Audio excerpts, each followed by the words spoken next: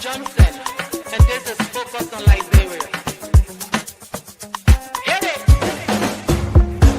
From Cape Mount to Cape Palmer, Mount Nimba to Atlantic Ocean, Obomi Hills to Bokonjre, to educate, elevate, and promote. Yeah, focus on Liberia. For Liberia, Liberia. For Liberia, yeah, yeah, yeah, yeah, yeah. From Monday to Sunday. From Monday to Sunday. It's focused on Liberia.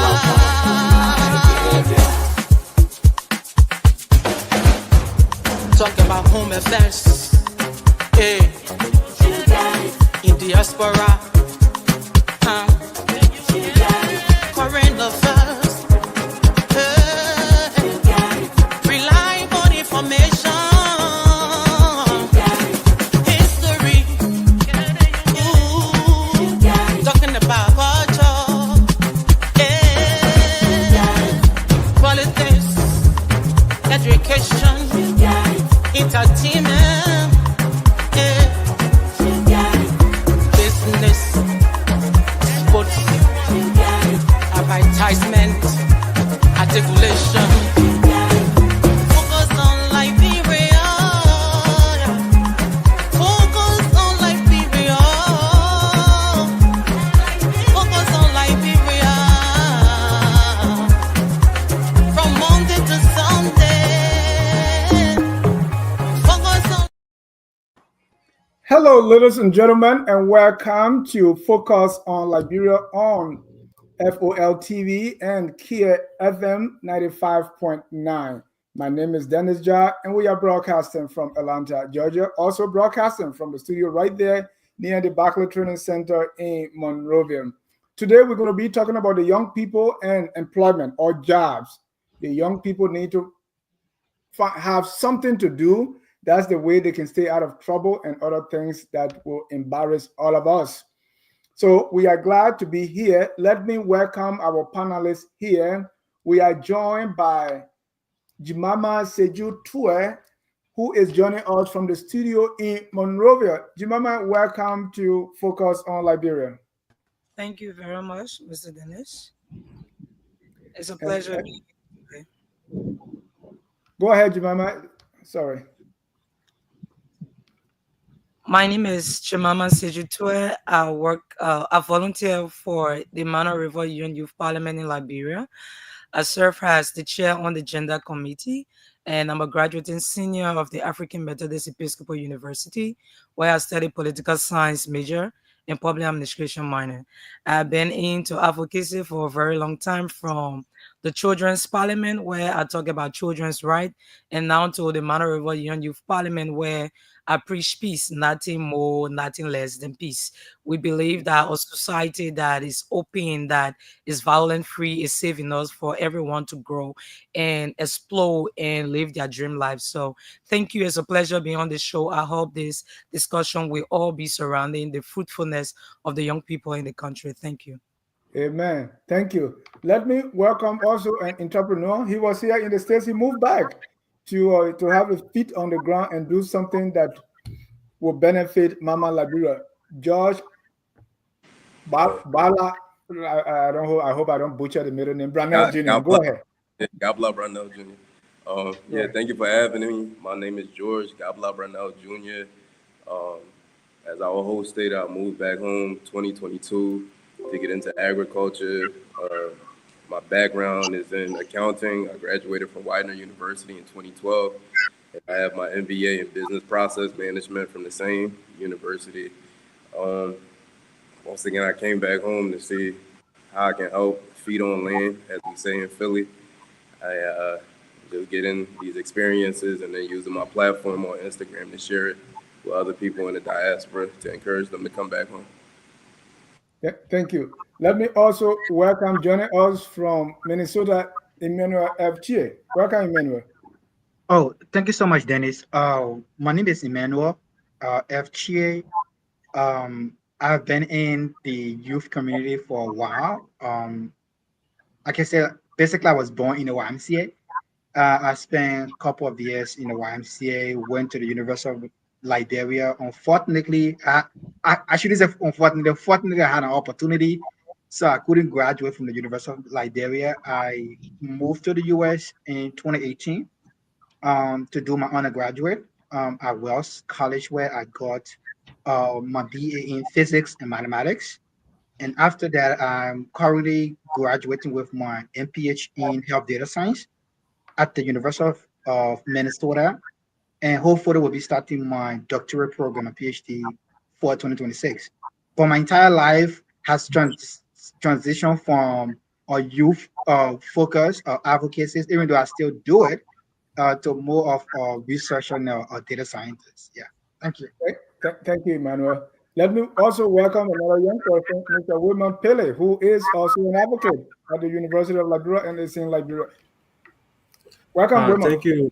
Thank you, Mr. Dennis Cha.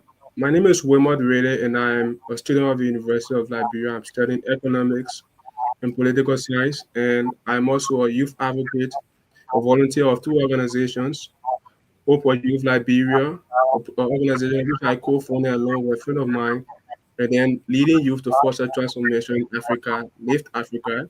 These are two non-profit organizations that are involved into helping the marginalized and then fighting for their rights and to secure for them a better space in society. So some of these things highlight some of my works and my level of advocacy in society. And I've joined this discussion because I'm interested in the youthful community of Liberia, and as a youth who is going through some of the challenges and problems that many other young Liberians are going through. I think I am of the privilege to appear on this unique platform to explain to the public some of the challenges we face in Liberia, young people, and then also how we can try to surmount the challenges in order to secure the posterity of Liberia. So I look forward today to having a fruitful show and to connecting with all of the panelists. Thank you, Dennis. Thank you so much. I am so the youth are here, so we want to bring somebody else to who know a thing about too about youth employment, and that's the attorney, the economist, the financial crime specialist, Wanda Konyene Freeman. Anthony Freeman, welcome to the show. Thank you, Dennis. Happy to be here. Can you tell me about your involvement with the youth? Well, I mean, it's not like I was involved with a youth program or anything like that, but my emphasis on economic issues and the need for full employment for young people in the country has been something that is far more important to me. And I can see that there is problem in the country because you found out that apart from those who maybe are the juvenile delinquents or whatever, but there's a lot of young people that just follow politicians and without any sense of direction, they're out of job, they're out of hope.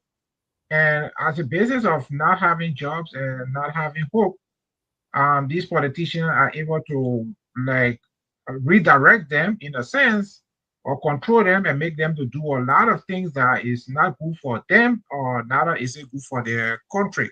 So essentially, this is where my interest comes in terms of the situation regarding youth employment in the country.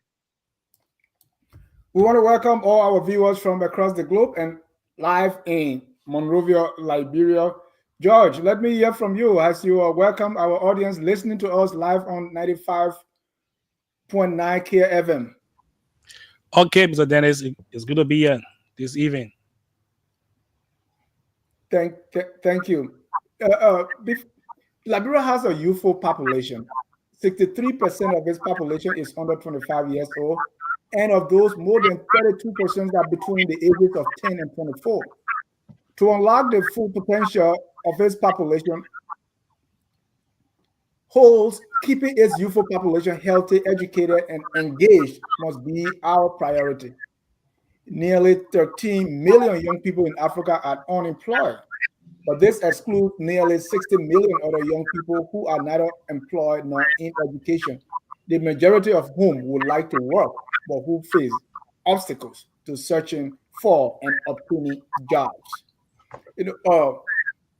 I want us to go around the room, starting with you, our Wilmot. You know, Today we want to talk about jobs and youth employment because we see the problem, the lack of employment is causing in the country. And hopefully, this is going to be a year-long series that we're going to call young people like yourself to talk about these things, all the issues that are facing the youth. But I want us to start this conversation by your own experience with the issue of unemployment or youth employment in the country. Mr. Riley.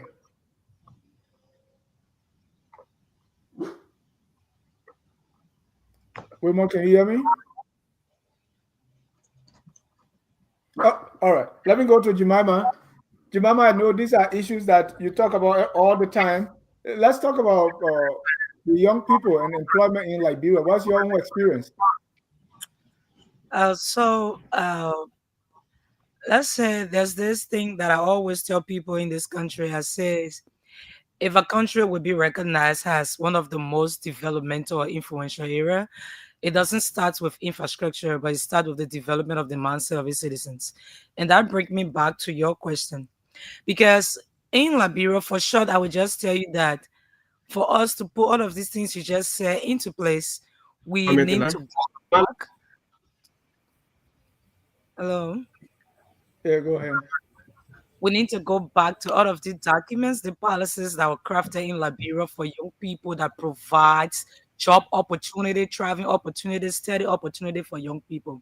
Like I told someone the last time, there are a lot of policies that have been crafted, not just crafted, but signed upon.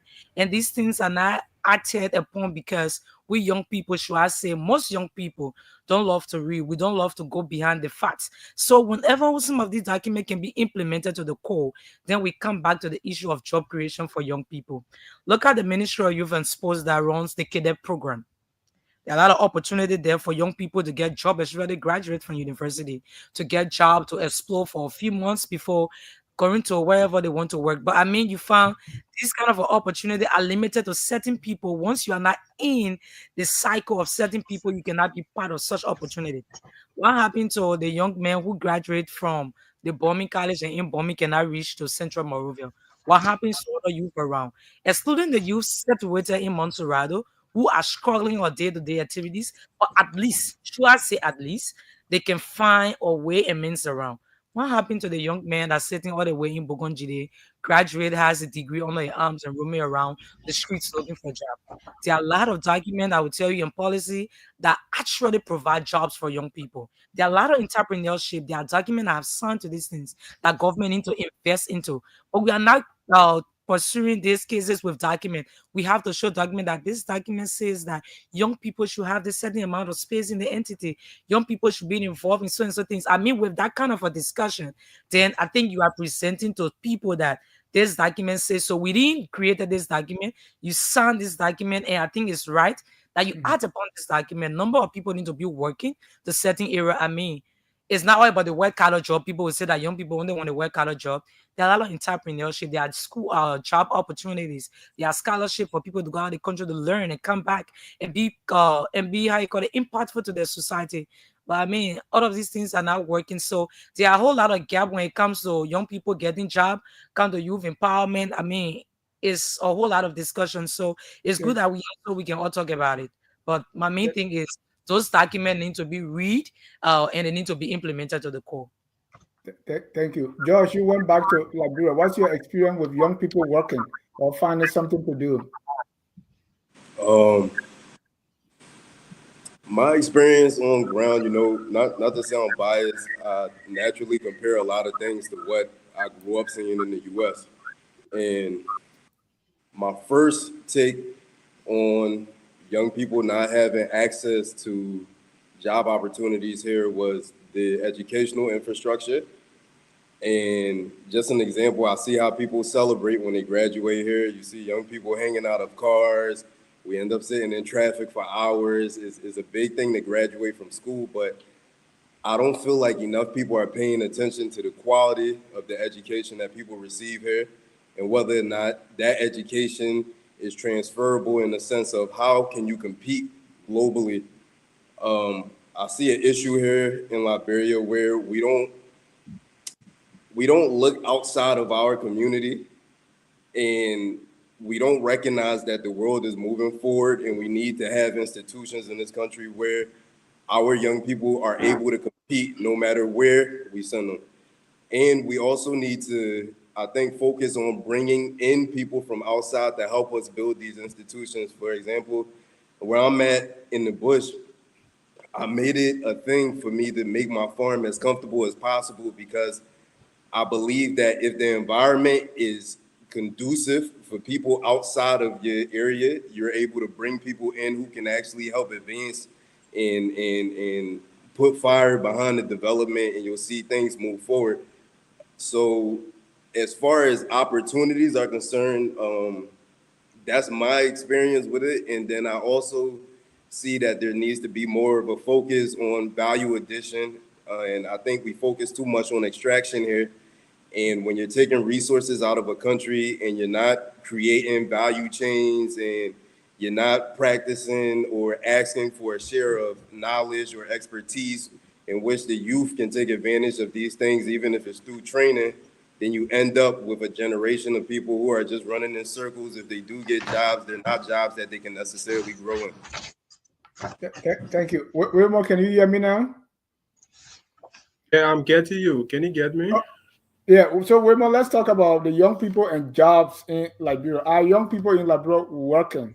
My son, when he started working when he was in 10th grade, he's in college now, he's still working, because there are job opportunities available. I'm not trying to compare USA and Liberia, but what are the opportunities for young people to work in Liberia?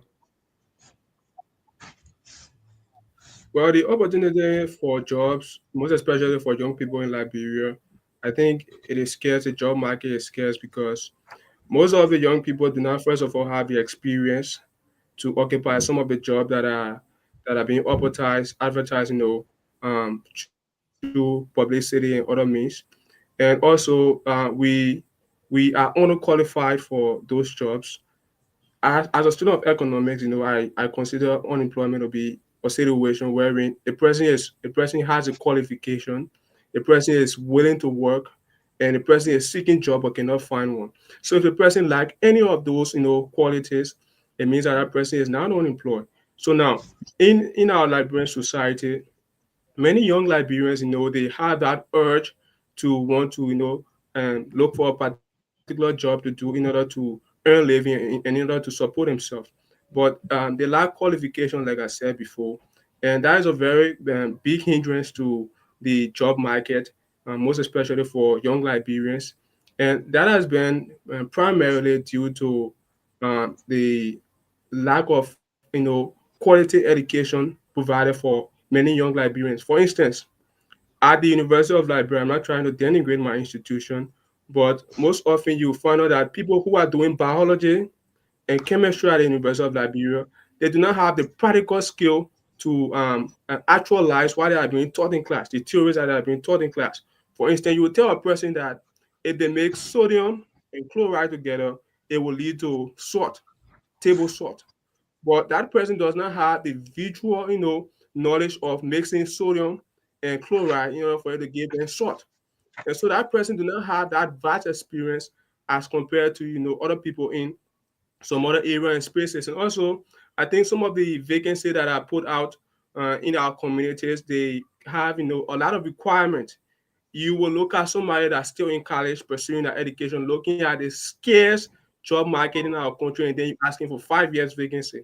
And that is why I would like to use this medium to encourage most of my fellow young Liberians to take and make tremendous use out of the opportunity to volunteer with organizations, non-profit organizations, because they will help to build up your credentials as well whenever you are applying or you are seeking job out there. And the issue of mismatch will come in also. Most Liberian youth, some of them who may have graduated from college with a BSc degree or with whatsoever degree that I want to pursue. Some of them do not have or do not occupy the particular space which they want to occupy, and that will lead to the little level of qualification that they have in their field that in the field that they're going to study. For instance, you have a person going to study engineering in the University of Liberia or in whatever university or private institution in our country, and then the primary job that that person can find as an engineer, since he has core background in mathematics, you find that person will go to the classroom and and become a mathematics teacher, and that is a job that a person has not dream about occupying in their lifetime, because they want to earn enough income in order to support their family and then to improve their standards of living. So the idea of unemployment and unemployment is eyebrow raising, and we should spend a lot of time talking about it. And I would like for us to spend a lot of time talking about the solutions instead of the problems, so that we can try to bring up ideas as to how we can solve that problem and make our society to progress. Thank you. And Josh, Wilbur, before I leave you, there could be also other jobs that anybody can do. Like I said, my son was in the 10th grade when he started working to the fast food restaurant Wendy's, right? And George Brunel, he's doing farming in Grand Bassa. So you don't need a bachelor degree to do some of those jobs, correct? Exactly. You don't need a bachelor's degree, but I'm speaking about those who have already earned a degree in a particular Okay. field, and then that person going to do a job in a particular field that they did not earn a degree in. You cannot have an engineer student going to do a farming job. That is, underemployment. You are practicing underemployment rather, because it did not put a person in a place where they well fit in, and then that person will not be able to perform. And then they will bring in the idea of specialization or divisional labor, wherein everybody should have that area of specialization, area of mastermind, where they will be able to fully have control over what they can do best. So I think what you're saying is right, but what I was saying is the idea that the people have already gotten that degree, and then they are looking for opportunity that will best fit the degree that they have gotten. There are also TVET programs in our country. I am or technocraft. I did satellite installation when I graduated from high school, to install DSTV, SATCOM, and these are some of the things that I do in order to buy my pamphlet at the University of Liberia, and to transport myself to school and other things. So that is also a means of self-employment as well. So all Liberian can Thank you. use and can take massive view out of those opportunities. Thank you. Let me hear from Emmanuel. Emmanuel, what's your experience? I know you're a little far off now, but you still Yeah. know. Thank you so much. Before I come, before I give the solution how to solve some of the problems in Liberia, really, I don't know everything, but I think the amount of years I've lived on Earth and the years I spent in Liberia, I think I understand Liberian problem really well. I would start like this. Liberia does not need new legislations.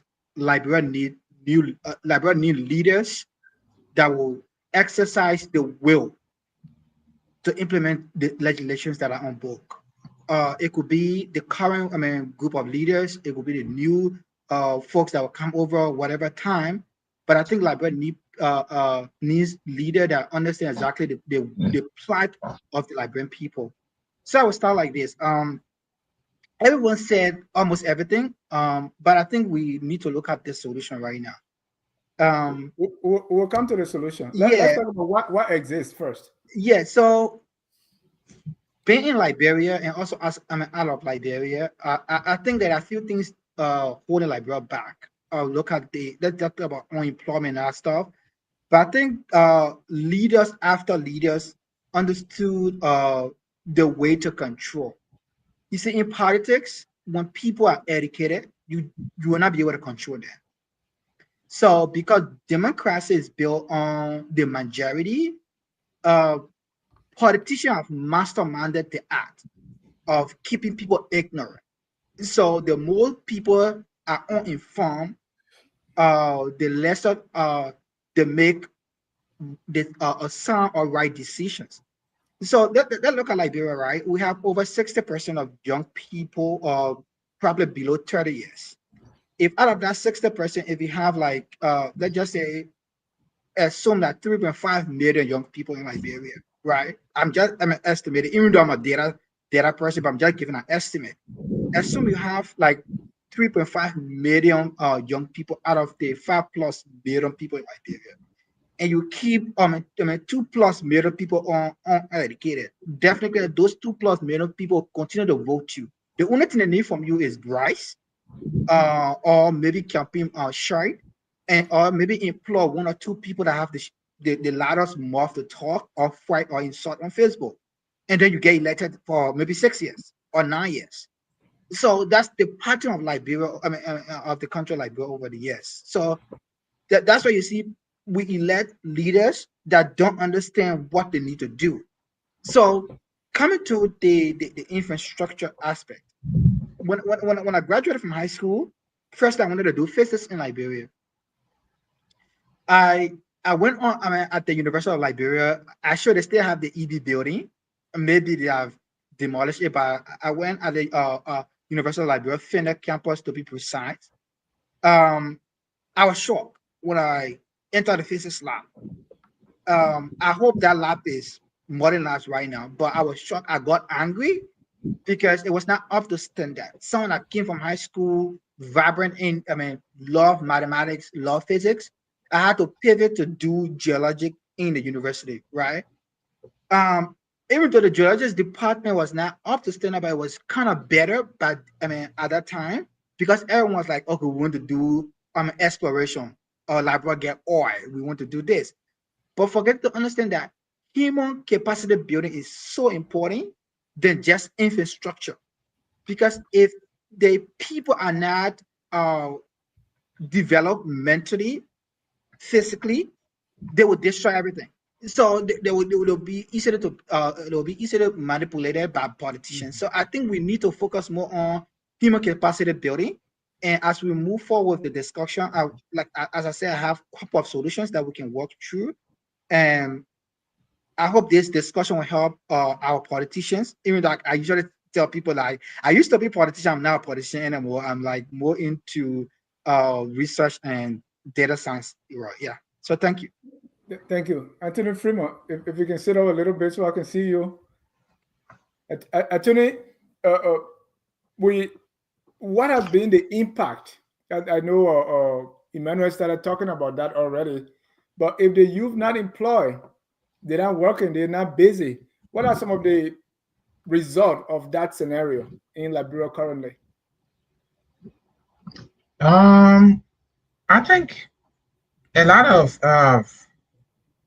juvenile delinquency can occur, because one of this old saying that the adult mind is the devil's workshop. So a lot of that can occur. That's one. But two, these are the stronger people in the population. If they are unproductive, that affects the economic trajectory of the country. Okay, because you have a lot of young people who maybe have the energy or the knowledge, and if you're not making use out of them, okay, one, they could be like not doing anything. That's one, which is bad enough. Or two, they could resort to crimes, or they could resort to other destructive, habits. So that has been a problem. But a lot of it has to do with the governing arrangement, and it comes back to it because um, sometimes they are willing, maybe able, and available to work, but there's just no work. Sometimes there may be, like, for example, maybe trained in a particular area. Okay, well, even like you said with the case of your kid, right? Even if you're trained in a particular area, if you're looking for work in that area, and if you don't find it, but if you find another area that is paying, you most likely might, pivot there and try to get some kind of income to get by. The problem with Liberia is none of those private sector work are really functional. And that's a problem. And the government hasn't really come to terms. For example, just prior to this show, I was like checking on the Ministry of Labor website just to see what kind of statistics they have there on unemployment and maybe youth unemployment. I mean, the whole website is empty. So if you have a country and they don't even know what the employment situation is, how are they going to solve the problem? Because firstly, you need to know what the unemployment situation is in the country as a whole. You need to dissect that unemployment to know what is it among the men, what is it among women, what is it among youth. And if you don't have that information, how are you going to start solving the problems? So, those are some of the issues that I feel is ongoing that has to be solved. And if we don't address it, it's just not going to go well for Liberia generally. Thank you. At one point I was trying to talk to some folks to design a program so that we can at least take into consideration the birth rate, because how many people being born today. I remember my son was in kindergarten. The first day they had on his back on his t-shirt class of 2030. Yeah. So they are able to already tell how many people will Tracking. be in 12th grade 2030. As a result, they are able to plan, Yeah. right? But if we don't have any of that, but let me go to George. You went back home and you started something. Will Wanda already talk about the lack of, you know, in the private sector, lack of opportunities or the absence of real private sector. So most of the time when we talk about jobs in Liberia, it's government job. One political party say, hey, when the time we try to join you, we say give us number of jobs, and you are not giving out jobs. Yeah. I was watching the Nima County senatorial by-election. They were talking. The person said, one of the candidates said, I will go to the vice president. I will hold him by the nose and say, give my people job. So all that is government job. But Joe, you went back and you are doing farming. How many young people, or what is it like? Is it place that young people want to work, or old people? What are some of these or other opportunities outside of government jobs that can absorb the young people? I think agriculture could definitely help the youth as far as providing opportunities to work, and not to focus so much on issues during this show, but we also have to deal with the mentality of the people and question whether or not they truly want to work, right?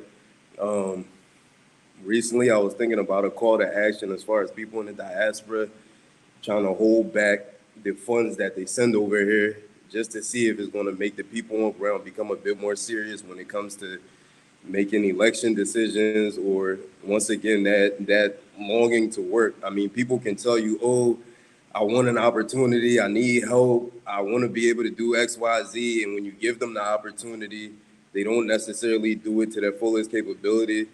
Most of the times they become a burden on you. When you're in the private sector over here, it's extremely stressful because it's not it's one thing for you to have an employee, but it's almost like you're adopting the person no matter what age they are. So the problems that they have at their home becomes your problems as well.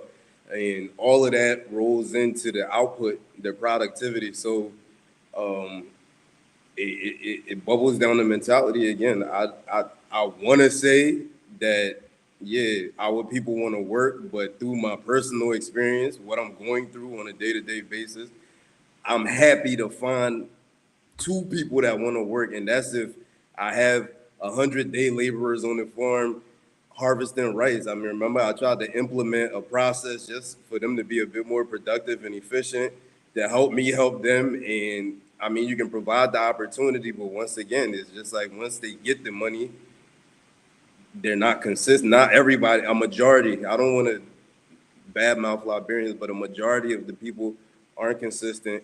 And when you find somebody, you got to hold them close, because it's only a small percentage of Liberians that are innovative and that truly want to make something out of the opportunity that you're getting, that you're providing them with. So that's my experience. And once again, I don't want to show bias. I don't want to sound like I'm being negative, but I've lost a lot of money doing agriculture here in Liberia, and for one, once you get into the industry over here, it goes back to expertise, right? Like earlier you said something about people not necessarily having to have a degree to go into a certain sector. With agriculture, I think people do need to have a degree. They do need to have long-term planning, because what happens over here is that some of us who want to get into agriculture, we may get introduced to someone who somebody else tells us they have the know-how, but they don't have the true technical expertise that can help you push your business further. So I understand how processes work, but I don't understand that you need a certain seed that can yield X amount of rice, or that the soil needs to have this type of pH. You need to test your soil. So when you get in the bush and somebody just introduces you to someone and you end up hiring that person as a farm manager, it's like the blind leading the blind. And you may think, oh yeah, this person has been doing farming, but look at how we even start the process off. We have a traditional way of clearing our land that doesn't allow us to use machinery. And in the long term, all of these are hiccups that have caused somebody in the private sector to run away from this place, because you end up investing so much money and you don't get what you put into it out. By the time you learn, it's way too late. You might be hundreds of thousands of dollars in Liberia with nothing to show for it. So I think education is extremely important. It doesn't matter what field you're in, and if you're doing something technical, it's important for that person to be innovative in the sense of they should look for the best means possible to do their work. So even if you're doing contracting over here and you hiring somebody to lay tile for you, you might say, hey, lay the tile like this. The person will tell you, oh, this is the way how we do it. Oh, this is how we do it here. It's not the US. And that's a bad mentality to have. That's not something that's going to push the nation forward, whether or not you have opportunities for them. Thank you. Let me go to Jemima. Jemima, from your experience, do young people in Liberia want to work? And you heard from George's experience. My own experience is we have a nephew who my brother was paying him to teach his two kids, but really they don't look at that as work. They said, "This my uncle is in America, so he's supposed to give me this money free. I'm not supposed to do anything, right?" So, do young people in Liberia, from your experience, want to work and that they cannot find work? Uh, so listening to George, I would like to say is based on his experience, because people say experience is the best teacher. But I partly do agree with him, and I want to come back to your question. So let's just assume that out of 100% of the young people, should I be honest? I know we are talking about young people. I should be talking for them, but it's also okay when you talk the truth about them. So, out of assuming 100% of young people, it would be 25.5% of young people who are actually willing to work. I say this thing to say because me too, even though I'm advocating, but I see it on a day-to-day activities. I've had my own experience trying to empower, not employ, because I myself am not employed. I'm trying to empower someone, and then they go back and do exactly the same thing that George faces. So, but then the problem here is to George. I think finding someone who is exactly in your field might just save you the stress a bit, than rather going for somebody who you feel would just have the knowledge without not being interested in your fee and then want to be part of your work. It might cause you more problem than good. But I've noticed of young people in Liberia, most of the young people, excluding the 25.5% of young people who I do think have interest in working, the rest, some of them just want to be beg boss for politicians. They want to go on social media, get the data in their phone, insult people for no reason. People who they are not even closer to when it comes in terms of knowledge, working experience, and all kind of a stuff. They want to be so loyal to a cause. I don't know why I should say a cause, but they want to be loyal to a certain individual only because maybe per month they're getting, or their fees have been paid, or should I call them better driven young people. So now they in Liberia, you find that there are a lot of job available. Should I say so? But like Whitman said, the job experiences they talk about 5, 6 years experience. I've been working around things, and I want to believe personally I'm capable enough to work anywhere, excluding that I'm studying political science and public administration. But then I see a vacancy, but they're saying I should get 10 years experience. I haven't worked somewhere that I even made up to 3 years apart from volunteering for a lot of institutions around it. How can I apply for certain job? How can I apply for that job? And I know very well I'm capable enough of doing it, but because it says that 5 years experience, I cannot venture around that opportunity because I doesn't have the number of years of experience. I only get a maybe office productivity thing in me, go around, talk for people, negotiating, mobilizing, and bringing resources. But that doesn't but 5 years experience, and I cannot Mhm. venture into these things. So I stay Mhm. clear. So that come to being an entrepreneur in Liberia because that's the sim we're providing job, right? So an entrepreneur in Liberia right now, you find too many young people are creating job for themselves because they feel that the job market is who know you think. I told someone the last time says that what you know in Liberia should be equivalent to who you know. So they were laughing. I said, yeah, because it's possible you get your master or your first degree in economics, and there is the field, but you don't know anybody there, but the space is open. Not in like what I recommendation to people. So that is why you find people in the spaces that they don't belong. They will say you will learn on the job. You tell somebody who study or less who study political science. You can't you tell me you put me all the way to something that concern economics or like agriculture. I don't know anything about agriculture. I don't even know how I'm supposed to dig the pole and see in there that's supposed to come out. You put me there only because you feel like man into where you're into where you know me and you believe I can learn on the job. That's mismanagement. I don't even understand these things. That whole Mhm. space there, that complete problem right there, because I have to start learning the A, B, C, D before the E, F, and G, H about this stuff. I mean, it's alarming in this country, right? And Yeah. again, come back, Imara talked about something saying that we need the right leaders. And me, I told people from a long time, Liberia haven't gotten the leader that we actually deserve. Until we get those leaders, I mean, we will not go forward. Sorry to say, I'm a young person. I do believe in Liberia, but I think once you believe in something, you should say the negative and the positive about it. Mhm. So, as long the politicians are willing, as long they are now willing to leave those young boys as their big boys and their sandal girls around here and foster their education, will remain in the same cycle. Along Thank you. becoming office, we see a space that is available that he or she is aware that the young man who is towing his or her back can occupy that position, but he will leave that person and bring one of his cousins from all the way beyond the beyond people and bring them over to serve in that position. Once you talk, you say, I got you on mine, I will see what to do. Before you made up your mind, 6 years is like this. Once you leave power, that person become vulnerable. They start all over again looking for job. Whereas they were very, very close to getting job, but because once Mhm. we are in a position, we feel that the person holding our bag cannot get any position closer to us because we always want to get I am the boss title. Mhm. If it cannot be me, it cannot be you. So Thank you. Dennis, okay, let me come in. I have to like differ with some of the things she said. okay.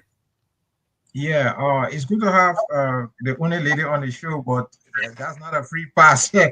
Look, I think the some of the things you said regarding education and job and opportunity is not a good mindset because let's start with uh, number one. Your college major is not a major determinant. It is the useful skills that you have. You can have those skills with a major. You can have it without even going to college. So I say that, and not because I don't have a degree, I have at least four. But I say that to let people know that you don't necessarily need it. What you need is marketable skills. Marketable skills are not necessarily college degrees. It could be college degree, but not necessarily college degree. And what I observe from my experience in Liberia is that there is an overwhelming multiplication of degrees that are not transferable in the labor market. And so when people get out, they have maybe a degree in political science, but maybe they don't have any practical technical skills that an employer will want. Okay, so that can be a problem. So why it is true that the macroeconomic environment in the absence of a private sector or the lack of private sector investment is part of the problems. I think the mindset of for example, even looking for a job. Sometimes I notice that people want to go look for a job, they do one application and then they stop. In the US here, I did a master's, and I had to do at least maybe 200 applications or so before I finally landed a job for nonprofit, not even for a financial firm, but for nonprofit. So if you tell anybody in Liberia that you have to apply for that number of job, they're going to tell you you're crazy. So if you write 1 or 2 letters and you don't get a response, then you say, oh, well, people got to know me and this and that. It's not necessarily true. So I just want to push back on some of the things. One, the issue of skills, marketable skills that employers want, is a serious issue. And secondly, the level of effort that people put in. And the third thing I want to add just before I close up, never underestimate voluntary. Never underestimate. I think the job that I had in my life that I made the most amount of money from, it started as a volunteer for several months. And after I volunteered for several months, they hired me. And then eventually I got promoted and I reached a point where I made the most amount of money in my life from that job. But it started as a voluntary job. So those are things that I need to. Thank you. I think I get what she's saying. Yes, just a minute, right? Yeah. I take serious exception to that. That not because I'm the only female is a freeway. So if me very well, I said I use a very practical example. Yeah. Just the fee of agriculture.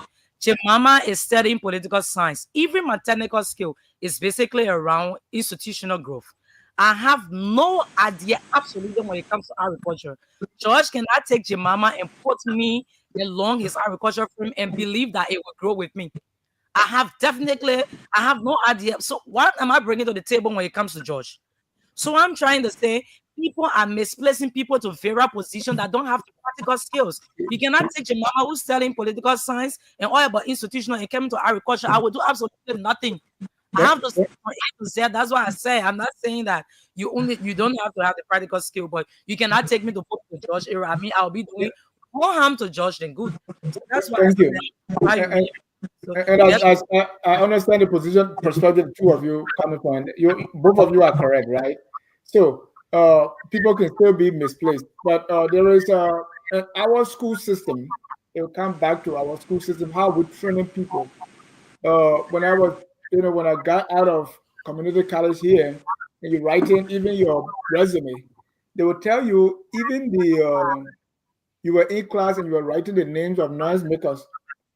That skill can transfer to payroll, right?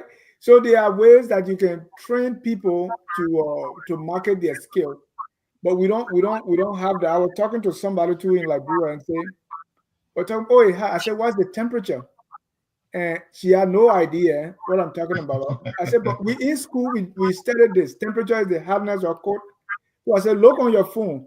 Went to the temperature and she was reading something to me. I said, okay, do people announce the temperature on the radio to say today is this degree? And I'm saying this to say what we learn in school, we don't even see it being talked about in the community, in the society. So it's like what we do in school is separate from our practical lives. So our school system needs to be looked at. Then there's a point. Somebody gets a feedback from someone. Yeah, I think I'll take care of that. So, Webon, let me come to you now. Emmanuel, you want to say something? Anyway, women can go because I would like try to come in and maybe wrap up. Yeah, because you have to go, so you can come in before women. Sorry. Because the thing is, this bad boy and all these things, because politicians, as we said earlier, they have the incentive. Because if the person is educated, they're not going to hold your bag, right? And they're not going to vote for you. Because if you go and lie to them, say, as a senator, I'm supposed to build your bridges, I'm supposed to give you, I'm supposed to even administer your scholarship fund, which is a lie, but you believe it because you are not informed and they want to keep you in that position to continue to serve them. So, I don't, but go ahead. And you wanted to come up with a solution also. Since I wish I could have stayed until the end of the discussion, but I'll be running in a couple of minutes for my research meeting. But as I said, right, politicians in Liberia have been programmed. That's what I said. They have been programmed to understand that to keep people continue voting for me, I need to do XYZ. And the XYZ is to keep them uninformed and uneducated. That's the whole program of Liberian politicians. And so, as Mr. Freeman said, the reason why you apply for 200 jobs in the US is because you have companies that offer those 200 jobs. If you don't have companies in Liberia that offer those 200 jobs, you cannot manufacture a company to apply to. That's just the fact. And again, I would say, any country that rely on government for 70 to 80% of their of their employment, that country is destined for failure. People taking Liberia to be joke. The solution in Liberia, people taking it to be joke. But if we cannot solve the large youth unemployment in Liberia, 30 to 40 years from now, we'll be growing more Zogos and unprepared young people. And those unprepared young people will get into leadership, and the country will get more deplorable than the way the country is right now. So what can we do? Like I usually say, even this is where I usually tell our leaders to exercise the will. The only thing Liberian leaders need right now is the will to take Liberia from point A to point B. The entire world is going towards, like for example, the entire world is going towards artificial intelligence. The entire world is going toward machine learning. How are we trying to fit ourselves in the ever-changing global world? We're not thinking about it. You get agriculture, right?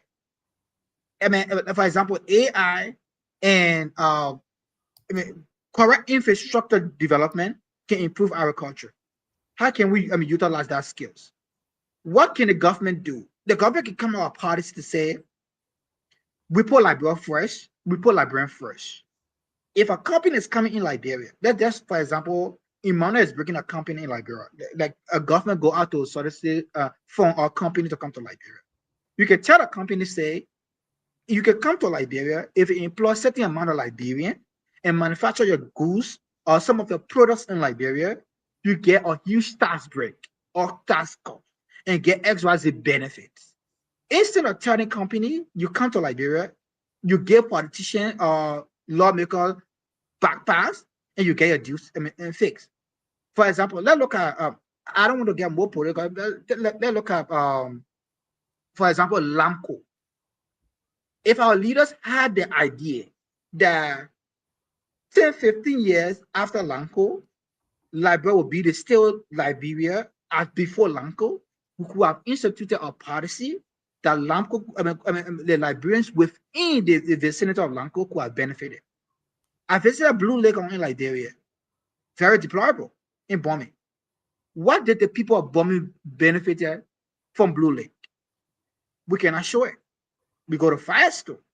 We only show like a little brick houses, right? So we need policy that will tell the company to say, we need to invest in human capital.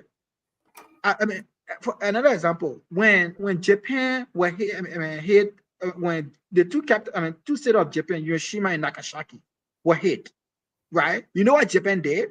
Japan went straight to human capacity building. That's the only way you revamp a country. Tell people like, we agree you want to do political science. We agree we want to do public administration. We agree we want to do accounting. These are very good careers, right? But we need to shift a little bit. We need to go into something that is more industrial based. How can we encourage young people that love the math, that love the physics, that love the economic, to go to school to focus on those areas, right? That will be able to help industrialize the country. We need to do it. Because if we just focus on the politicians, like people being the University of Liberia studying agriculture, the next thing you hear that person is doing, pressing one politician in District 8 or District 9 or District 10.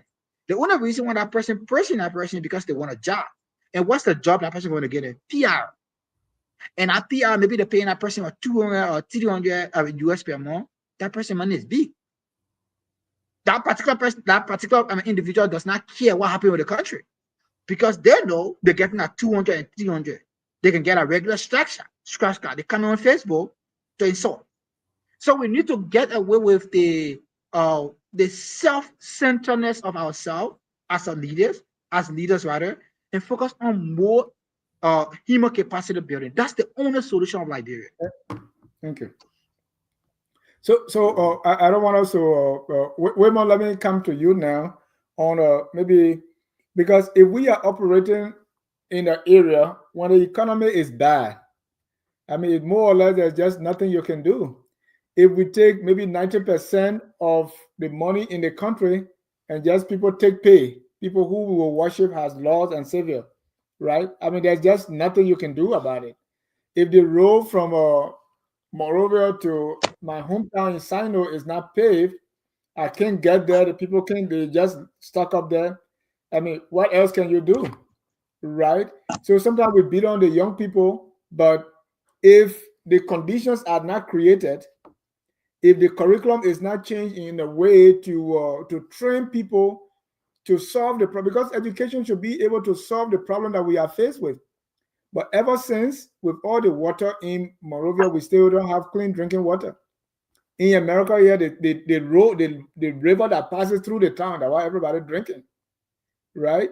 So we are since ever since my father was a young man, the free pool always flooding and still flooding, and we still have educated people. So how do you see the leaders creating the environment so that there can be opportunities? Because if there's no opportunity, the only thing we can do is sing and pray to somebody to give you little thing, and then you find. Because your first thing as a human being is you want to live. So anybody who will give you food, that's good. What do you think needs to happen on the national level so that there can be more opportunities for youth? Thank you again. Before I get in depth with my views or my opinions, I would like to respectfully disagree with Mr. Wonders Freeman concerning what he said that it doesn't depend on the kind of a degree that you earn in order to get a particular job, but it requires a skill. In some field, I think it requires specialization and your knowledge in that particular field, like the field of STEM. And that is why I would like to agree with Mrs. Stewart on our analysis that you have to have degree in certain field before you can be able to get job opportunity in that particular field. But now back to the issue. I think the current government is striving in order to make some fundamental changes in our society, but it's just that it's going on a very low pace, on a very, very low pace. And that has been, affecting us, and it has led to so many chaos and hulu battles in our country. And I think we witnessed the burning of the executive mansion because of so many riots and dissatisfaction. The other day, some students from um, the government school in Monrovia, they were protesting on the street, and all of these are dissatisfaction from the citizens and mostly among the youthful population. I think many people have that desire to want to work, to want to occupy a particular job in order to improve their standard of living. I'm involved into counseling people who are drug addicts. I have visited so many ghettos around Painesville where I live, and some part of December I visited a ghetto that is called Sugar Hill Ghetto. It's around Red Light, and at that ghetto, I was able to talk to about 75 youths, over 75 youths, about the effect of drug abuse. So in my communication with them, I got to realize some of the reason for which some of them went to the ghetto and began to start taking in those illegal substances. So now, some of them would tell me that it was peer pressure that took them to the ghetto. That is one of the key issues that can be raised by anybody who is addicted to a particular habit, peer pressure. And some of them would say that it's lack of financial support. But one thing that poured me while I was in the ghetto the was the time wherein we were taking down the names and the biostatistics of some of the people we met in the ghetto, and there was a guy or a fellow in the ghetto who came to me and my team, and then he said that he wanted to help us to take his friend's name down. And I was surprised. I was like, ah, so they got know how to write. I was, I didn't want to give him that particular sheet and pen in order to take down name because I never believed that he could write or he could read. Being in a ghetto, he was very dirty, so I never believed that he had such abilities. So my friend said, "Women, get a pen and a sheet to the man. Let the man take a friend in there."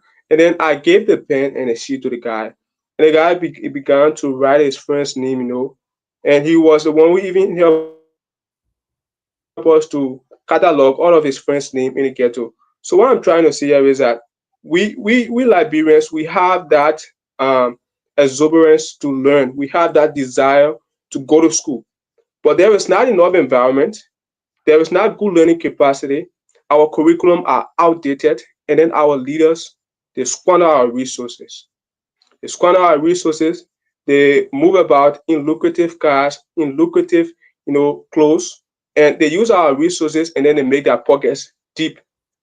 So I think the government of Liberia, first of all, now let's talk about the solutions.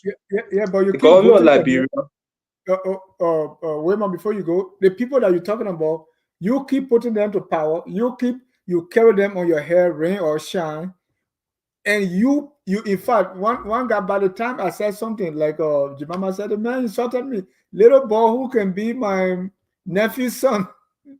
So I said, you don't even know me. So, but you keep doing it. You keep electing the people. You dance behind them. So what is it? Is it that you don't like yourself, or why you do it? well, I don't know. it is true that we. Hello, Go ahead. am I live? Yeah, Yes, it is go true ahead. that we keep electing them. And and one thing I would like for us to get clear is that it is necessary that we elect leaders. Our country cannot go without leaders. But we should, open our eyes and elect honest leaders that will be able to identify the problems and then to be able to solve them. Now, we sit on this show tonight and we will talk a lot of things about a solution. But here is it.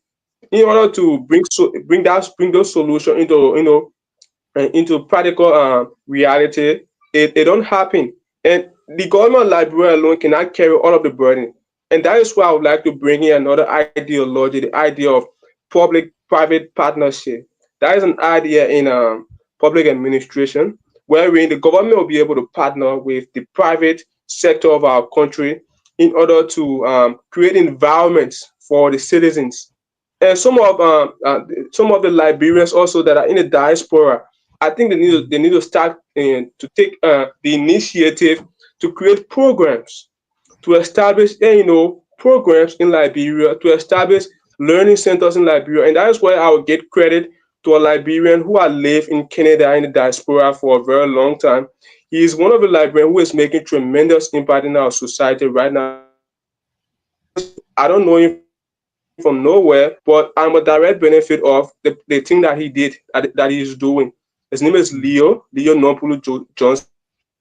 He built a Liberian learning center where young Liberians can go during their free time and then spend time there and open their horizon, read a lot, a rapidly evolving digital century, the 21st century, is full of so many technology and AI. Technology is taking over the world. So I think with Leo, what that guy did, wait a minute, let me just give you with one what practical example. You think if you know Prophet Key, right? If Prophet Key and exactly I I know. run, if Prophet Key and I run for elected position in Monrovia, who you think will win and why? You have to be Prophet Key. constructive in your ideas. Mhm.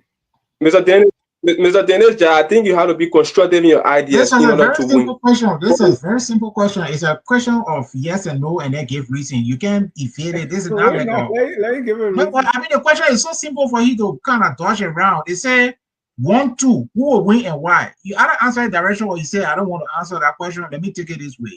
But it's direct. Is Go ahead. direct. I understand the question.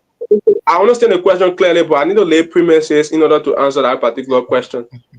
Okay. First of all, I You think remind you me need to of be. this one where honor LU Palava hot. Hold Go on, wait, ahead. I mean, wonder.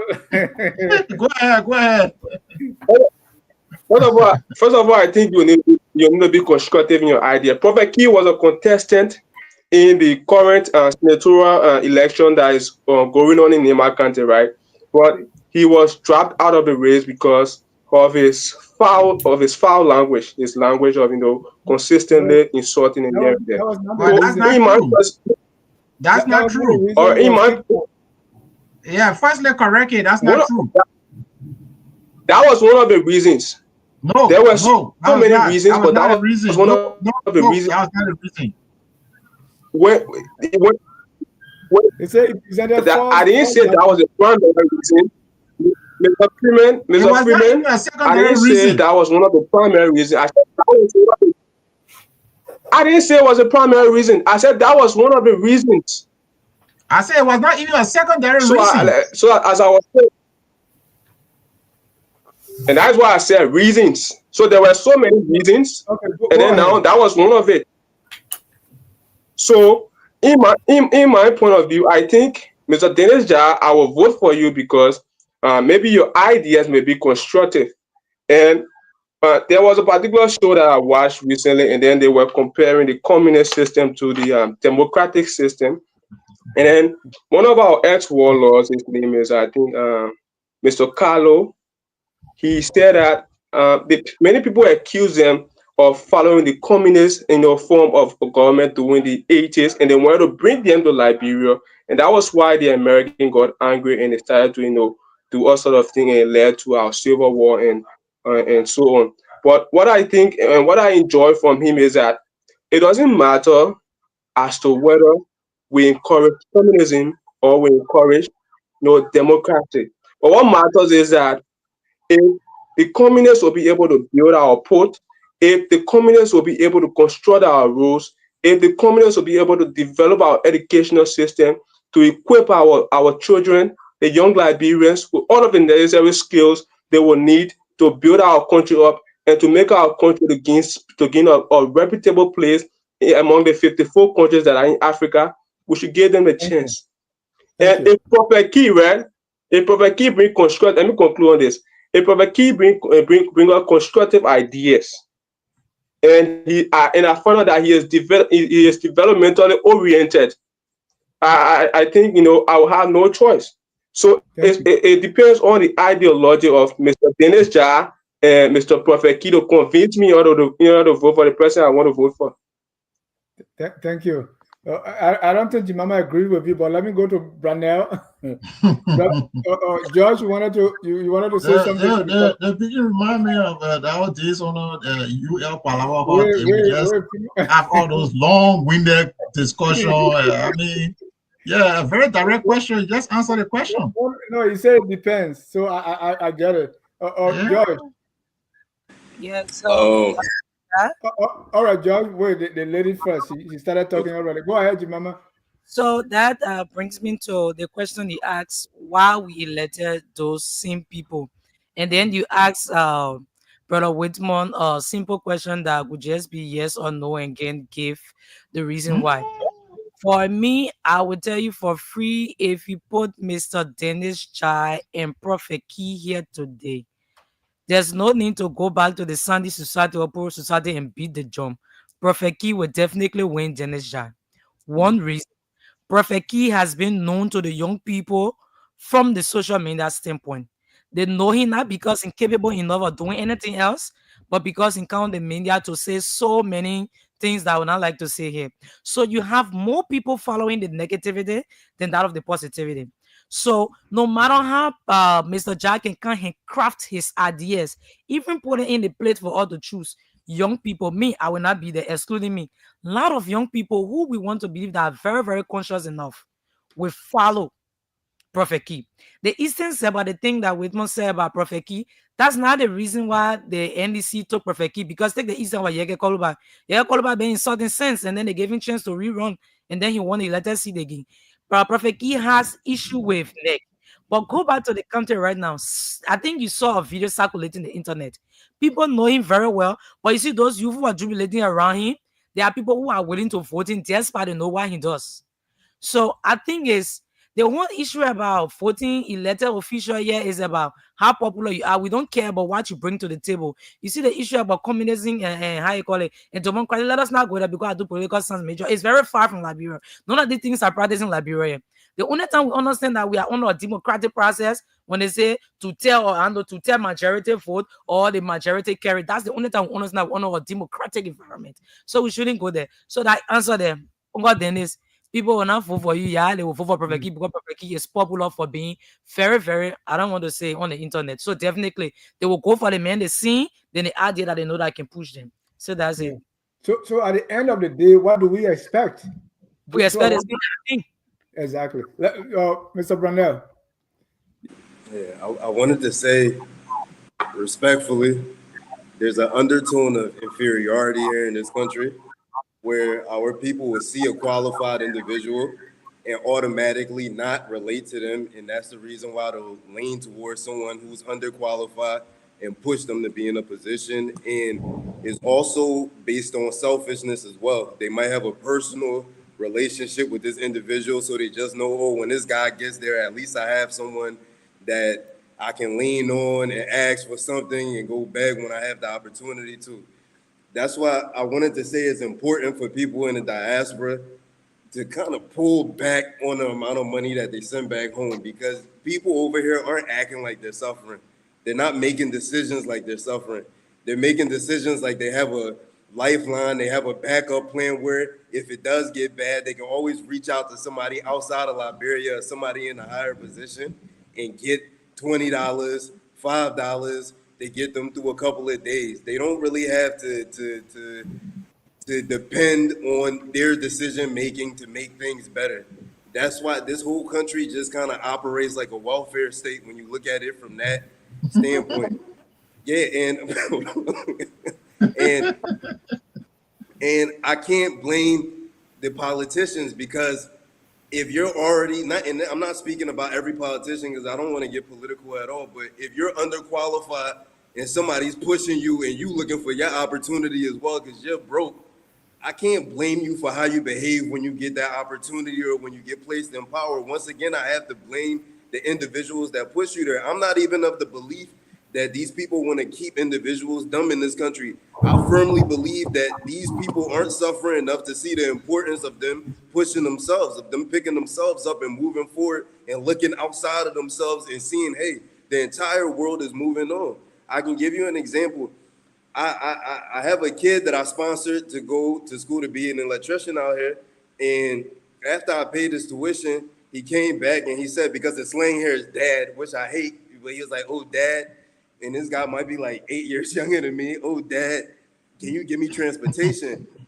And I said, Dad, if somebody paid for me to go to school, I'll walk to school. I'm not about to come back to the same person and ask them for transportation. I said, why can't you figure out a way how to get to the school each day? And he was like, oh, you don't understand. The country is hard. And I'm like, how is it hard if I just sponsored you to go to school? I ain't asked you to do anything for me. I didn't tell you after you go to school, you got to come electrify 10 houses for me. All I said was, here goes the opportunity. Push yourself, and here it is. You coming back to me for transportation. You coming back to me for food. And one of the points that I made to him, I said, hey, how are you calling me? He said, oh yeah, I put data on my phone. So I said, but the data was more important than you having transportation to go to school? These people will put data on their phone to go on Facebook, to go make TikTok videos. If you got extra money to do all of that, you're not suffering. I've been in countries where when they show you somebody that's poor, you can tell that the person is poor and they're struggling. In Liberia, everybody that's poor dresses up on the weekend. Everybody they at the entertainment center, they fresh when they go into church. They always got money for liquor. They always got data on their phone. They have the ability to always make Facebook statuses and take pictures in front of Royal Hotel and Mama Point Hotel. These people aren't genuinely suffering. If they were genuinely suffering, it will push something in them where you will see an innovation coming out of the average man over here. You will see them being frustrated with their circumstances, but they aren't. That's why our politicians are allowed to drive by us in $45,000 cars and nobody's getting upset, because these people aren't truly suffering. This is one place you can travel around the world. This is the only place, which it may be a good thing, where when somebody has a bowl of rice, they will tell you, come eat.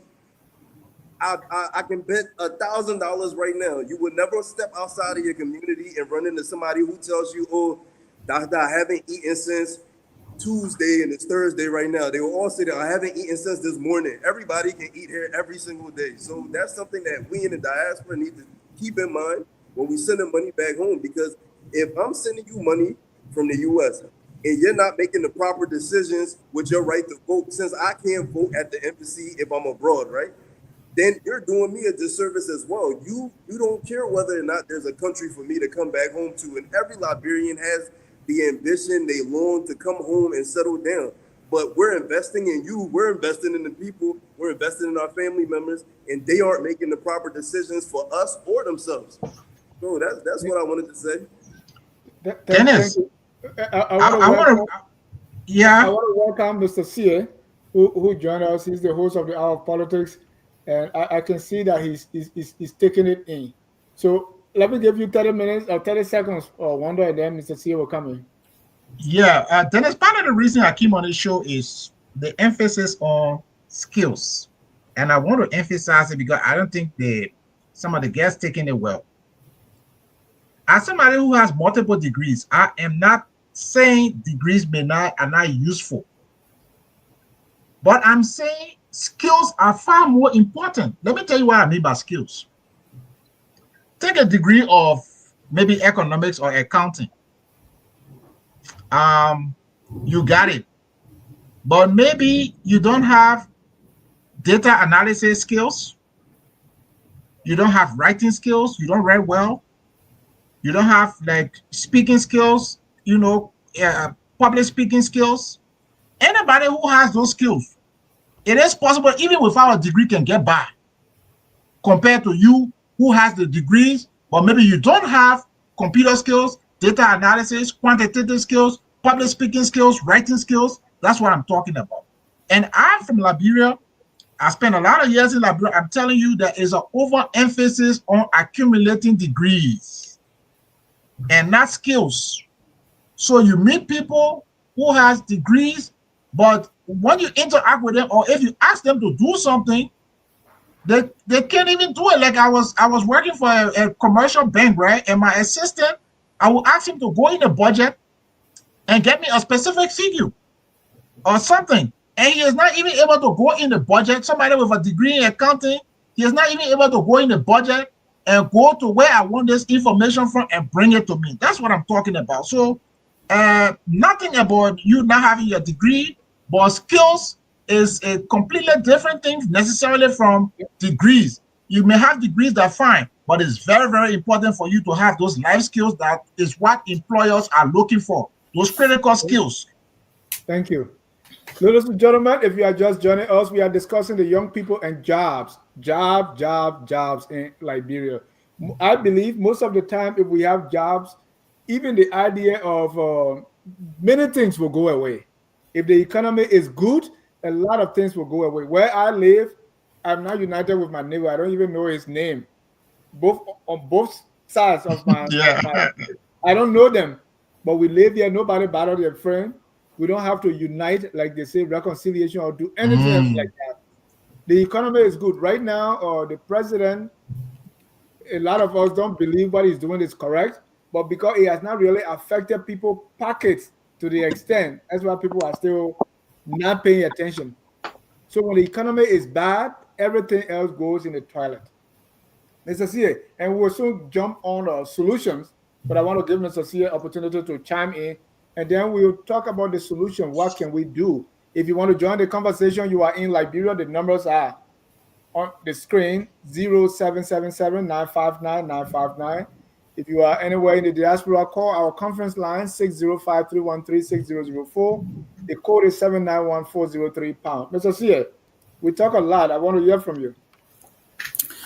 Dennis, thank you. I want to speak to two major things that I see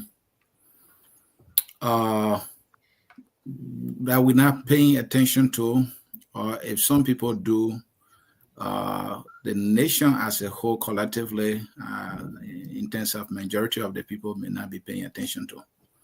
Those are very key in my thinking. Number one is leadership. We has been talking about the leaders we have. What do they see as that should be the driving force to making our country what it needs to be? Is it the titles that they occupy? Is it the gold? Is it the land? Or is it the young people?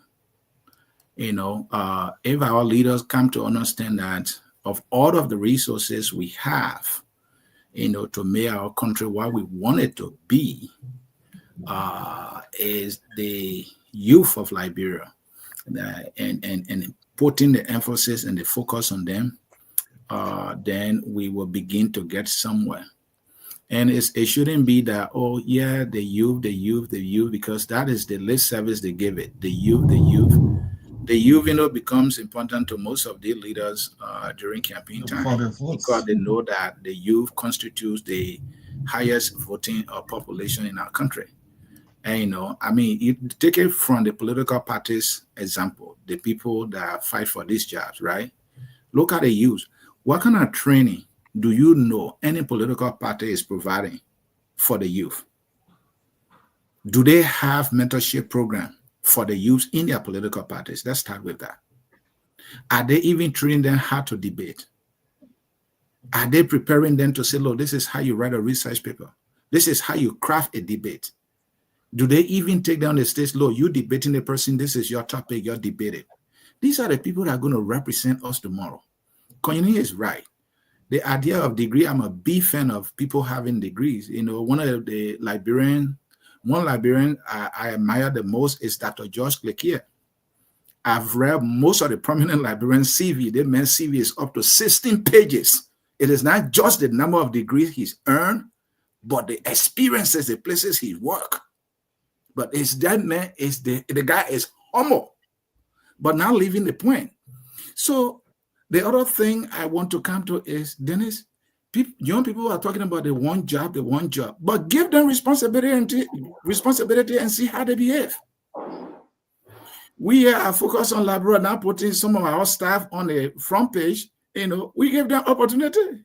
See the way they treat their responsibility and opportunity we give them. And, you know, that is another thing. In Liberia, people do not have the sense of responsibility.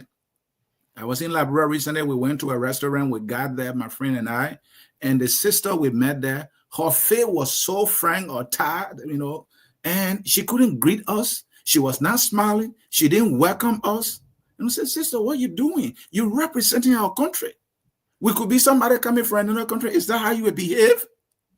Some people feel that the only way that is important is when they are in government. Even when they get in government, the same attitude they exhibit, you know, at the church level, at the community level, that's the same attitude they carry. So productivity is extremely low and it's disappointing in Liberia. And, you know, but at the same time, I have to mention here, Dennis, I see a lot of talents in Liberia. I'm working with two of them right now. Those two guys, they are highly productive.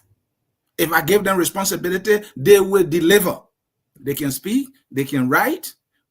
Can I emphasize the issue of skills? Those two young people are using, and we build a digital system that is working in Liberia that has never been built anywhere. And these two guys have never traveled outside of Liberia. So that tells you that there is so much potential.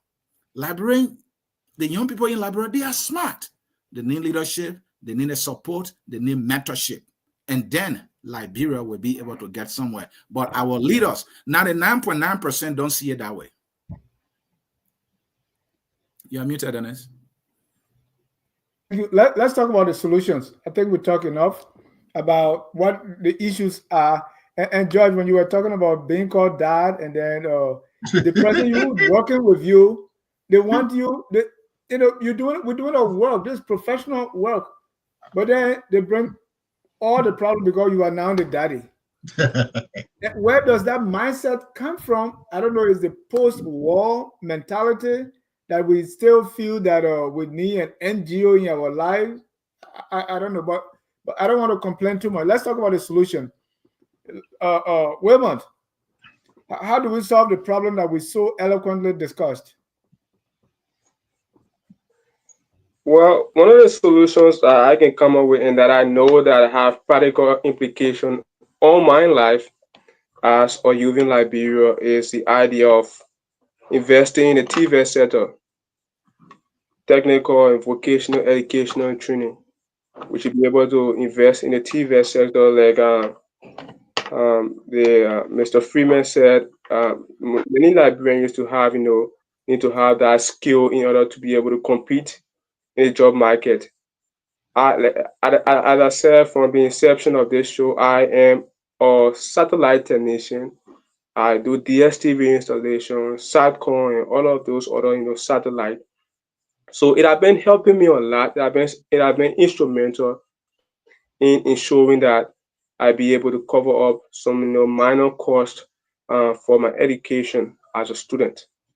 And I think when the government of Liberia is able to invest in that particular sector, the TVEC sector, it can help to also enable young Liberians to be able to learn that particular skill and then establish a business in that skill, which will be able to enable them also to earn income for themselves and to improve their standards of living. That is one of the problems. Another that is one of the solutions rather. Another solution here is that we should be able to change, our educational system to improve it, not to change it in total, but to improve it. We live in a very archaic, you know, I can say world in Liberia. The world is progressing, but we are just stagnant in Liberia. We are not going forward and we are not coming back. We are just in this position.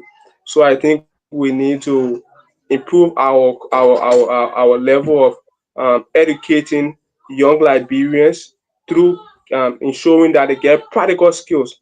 I gave example concerning students who want to do biology and then they are not given the opportunity to practicalize what they've learned through theories in biology, telling them that when you make sodium and chloride will give you salt, but they're not being given the opportunity to practicalize that particular skill.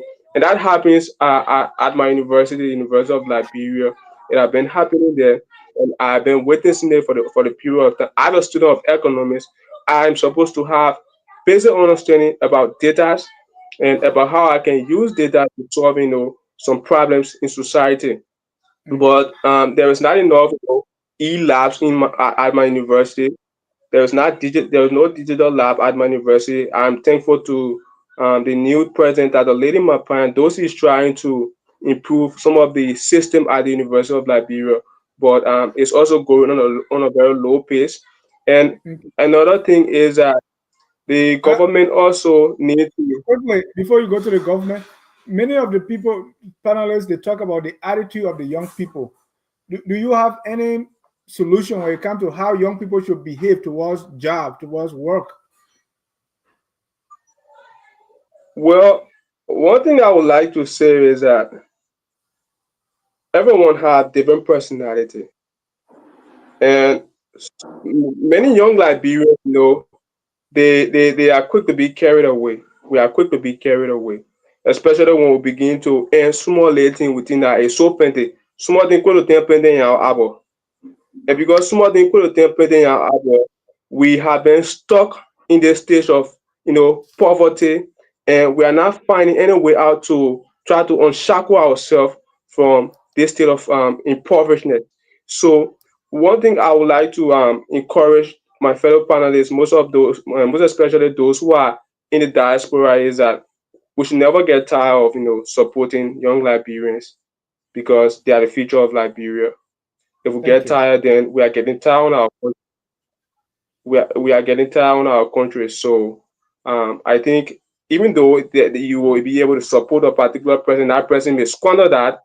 But I think that person should not be a bad apple that should cause the rest of the bottom fruit on that tree to be affected by the particular action that that person has taken. There are other young Liberians who have the potential to make meaningful impact, but they are not even given the opportunity to make that particular impact. So we should not get Thank you. tired of helping them. We should be able to open our arms to embrace them and to ensure that our country move forward. Thank you. Jemima, we're talking solution.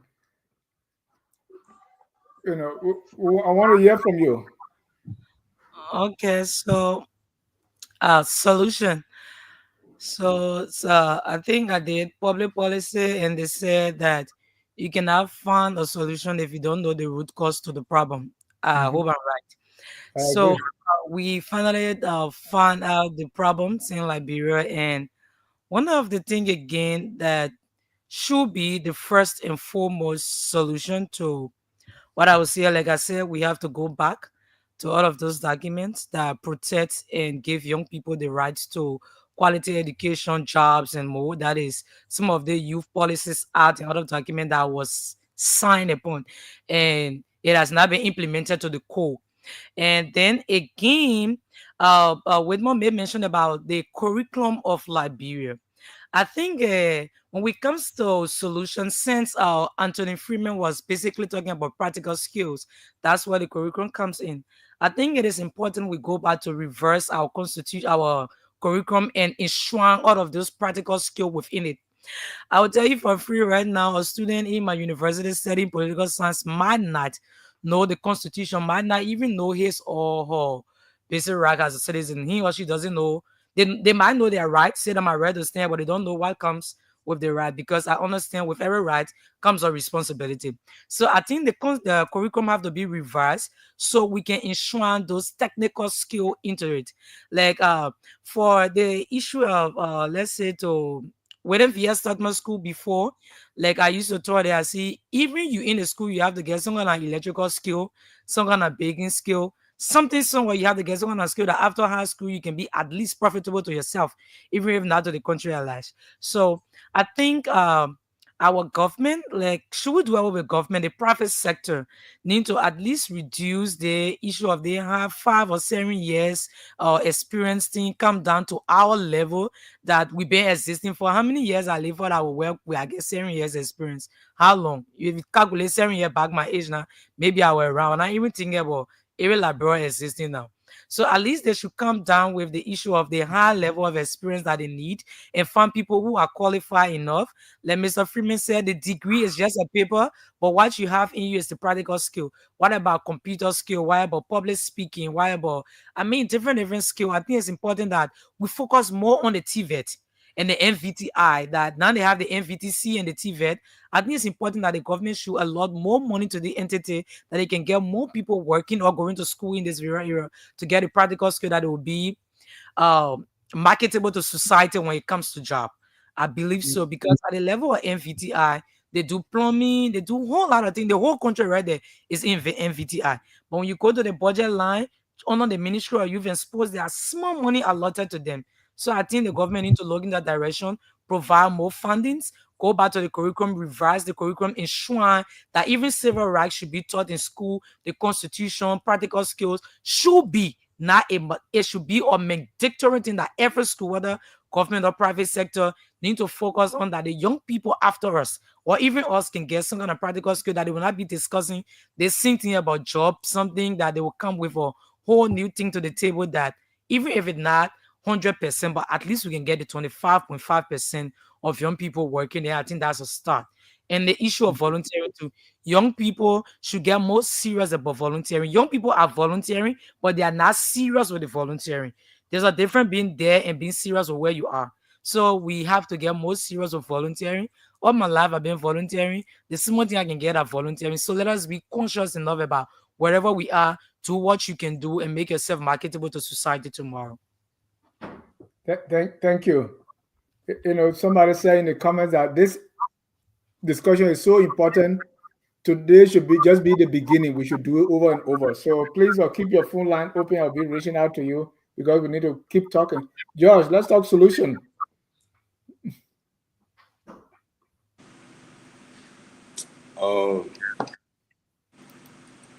As Jemima said, I don't know what the root cause is, and I don't want to speculate. But if we have policy that demands partnerships from foreign entities or nationals who come here and they conduct business in our mining sectors or even concessions in general, We need to focus on value chain, value chain addition here to create more jobs. One, so even if the youth who don't have the capacity to be educated, maybe they can go into a manufacturing job and be able to sustain themselves there. And we need to look into trade partnerships within our region because we may not have the population to even consume the product that we may be manufacturing here in Liberia. So I believe that if our government or if the people demand that we start pushing for partnerships with these large entities that come here and only operate with, operate doing extraction of our raw materials, we can force a situation where they're creating products that we can, in return, sell to neighboring countries who do have the population to consume. That will allow more money to come back into our country, and our youth would be able to sustain sustain themselves. I don't want to say ourselves, and I feel like we need to be realistic about the mentality here, right? I noticed that Liberians don't like correction, even when it's true, and that's very detrimental to us as a society. We need to be realistic with ourselves. We need to say, hey, I may be in school here, but the reality is I'm someone who can't do a research project, a research paper. I don't know what APA format is. I don't know what MLA format is. I've never done a 10-page paper on my own. I don't have a online library to access for me to even do this type of work. So how can I better myself? If I have data on my phone, I can always use that data to do something constructive. I can do my own research. I can see how people are being educated outside of here. I can use the same platform that we're speaking on. I can go on YouTube and find little videos to help me become a better person to my society. And lastly, I would say nationalism is needed over here, man. I think us as Liberians, we need to have an issue that all of us agree upon, and we focus on that issue, and we hate it so much that we're able to forget about the history in this country and come together and say, hey, we need to eradicate our country of this problem here at hand. We not focused on, oh, back then it was like this, or in normal days it was like this, or I have an issue with this person because of that last name, XYZ, tribalism.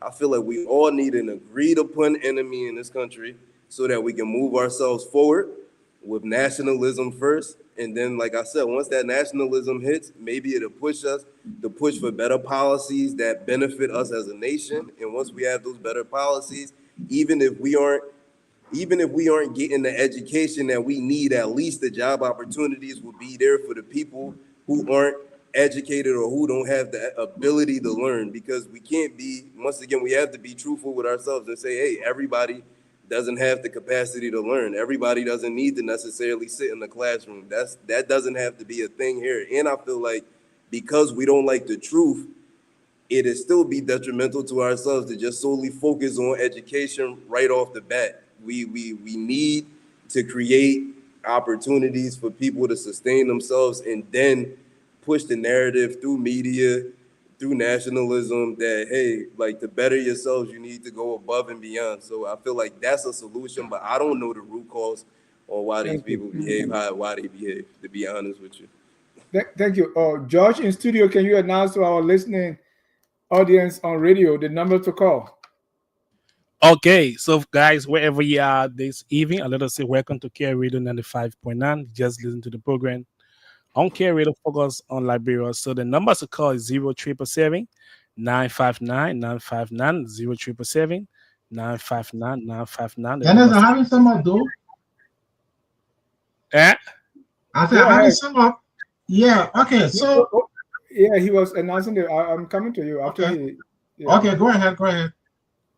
So the numbers to call on the show is 0777 959 959 0777 959 959. The numbers to call and be a part on the show. Yeah, coming. Got a few minutes. Okay, so let me start with the issue about years of experience and stuff like that. That's one of the things I was. That solution we're talking now, Mr. Freeman. And that solution we're talking about? Yeah. Yes. Okay. When I mentioned the issue of skills, I had a situation. I didn't have somebody to get to work with EcoBank. Eventually, they got a job. But when it came to me at the time, I was working as an accountant at family planning. And when I asked them, for the TV, they said, oh, they don't have much of a TV because they haven't done anything before. And I said, how is it possible that you have not done anything before? It's not possible. Everybody has done something. So it's all about how you communicate that something that you have done before. If you communicate it in a way that looks convincing to somebody, they will buy it. So I help them. Hey, And but we just so we yeah. don't take my first caller yet. Good evening. Hello, caller. Yes, hi. Yes, hi. Your name, where you calling from? I'm Oliver. I'm calling from California. Welcome to the program, Oliver. Thank you.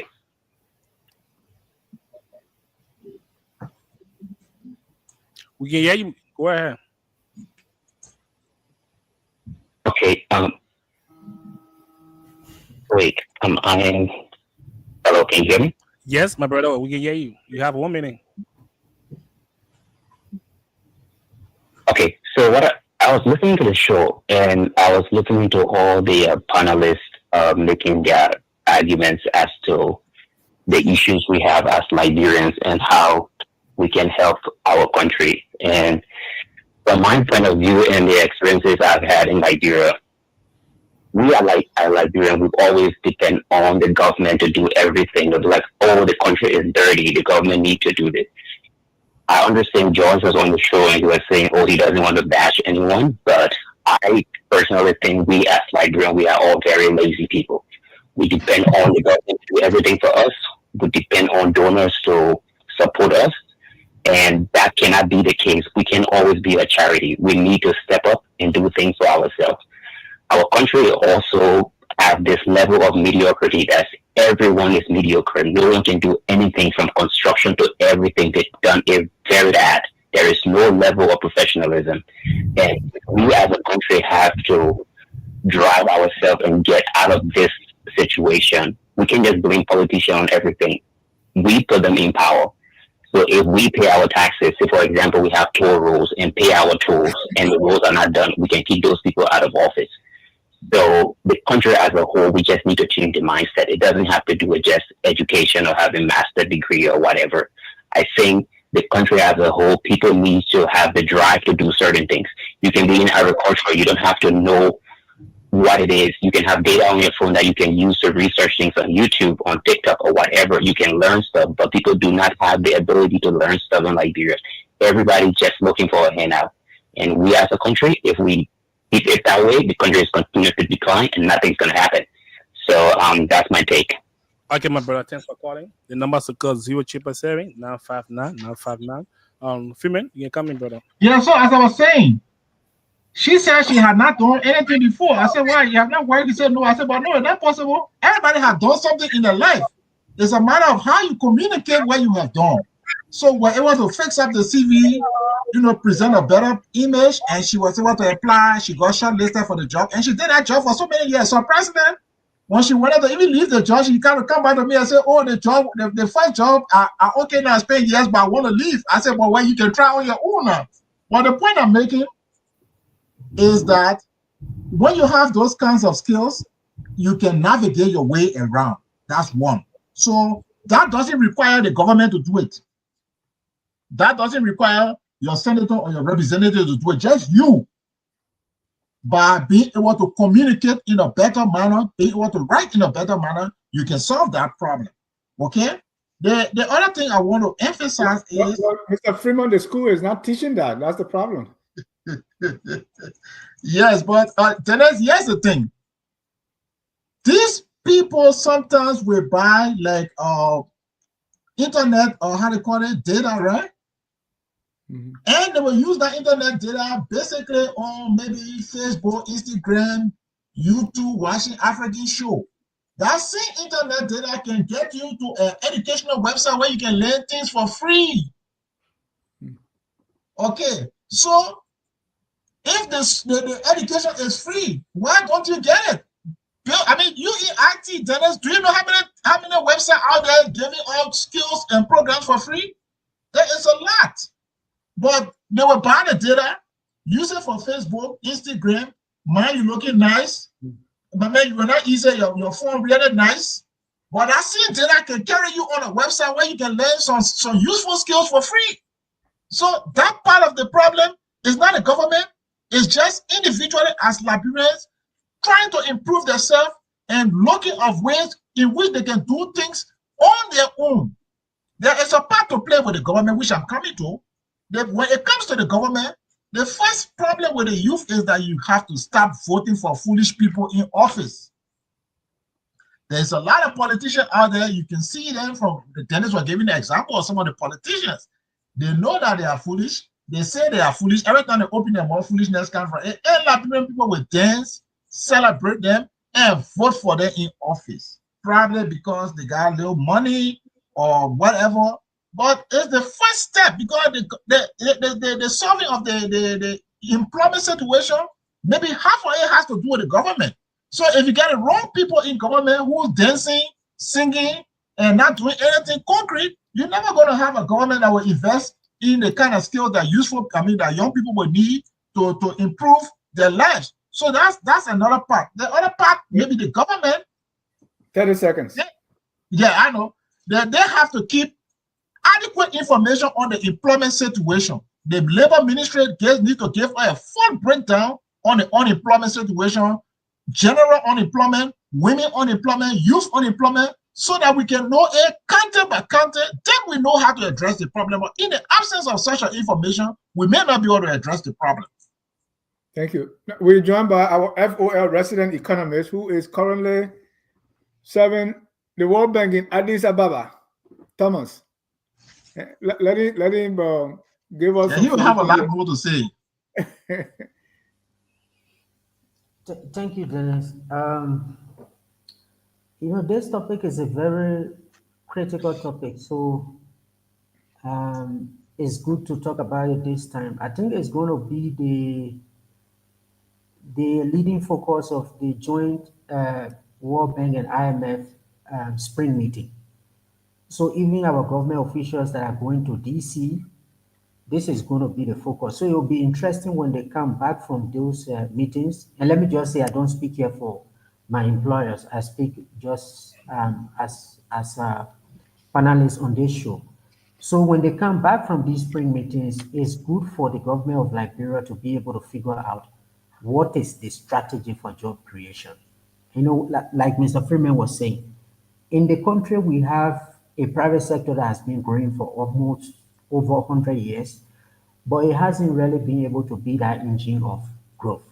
So if the private sector is going to be that engine of growth to provide the jobs that we need, then the government has a lot of role to be able to play there. In terms of solution, it has to be the government to create that solution. If you leave the private sector just to struggle by itself, we are not going to get to where we want to get. But for the fact that you are discussing the solution part of it now, maybe just to throw in some things. One of the panelists was speaking earlier on the issue of the TVET sector. I agree, we need to invest a lot in TVET. But the problem with TVET also is that it's part of the broader education sector. If you don't grow the economy, even if you train a lot of these people in these practical skills, when they come out and they don't get jobs, it becomes a problem.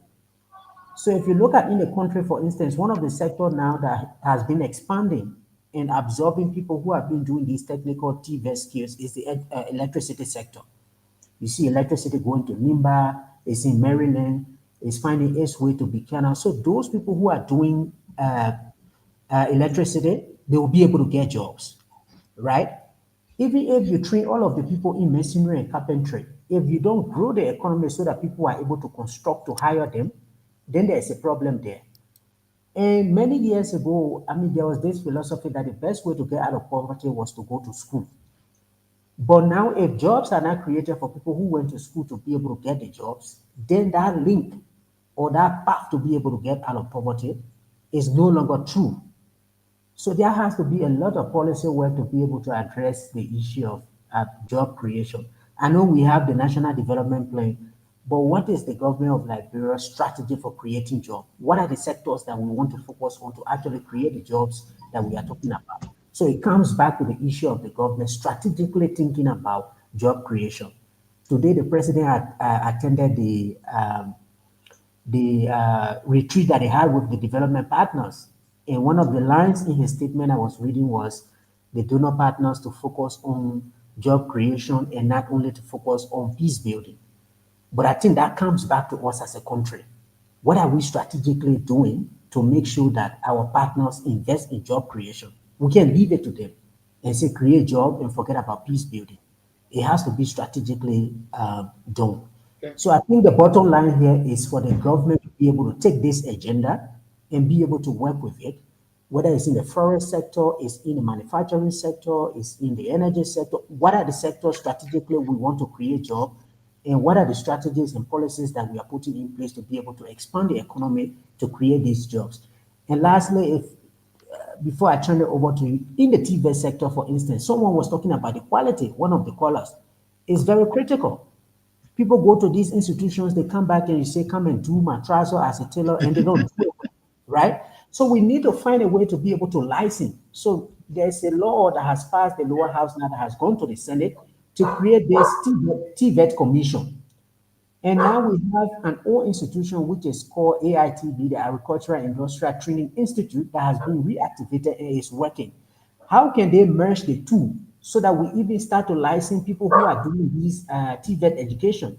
So if you are, for instance, a carpenter or a mason, we license you. If you do the wrong job, we remove the license so that the quality can be able to improve.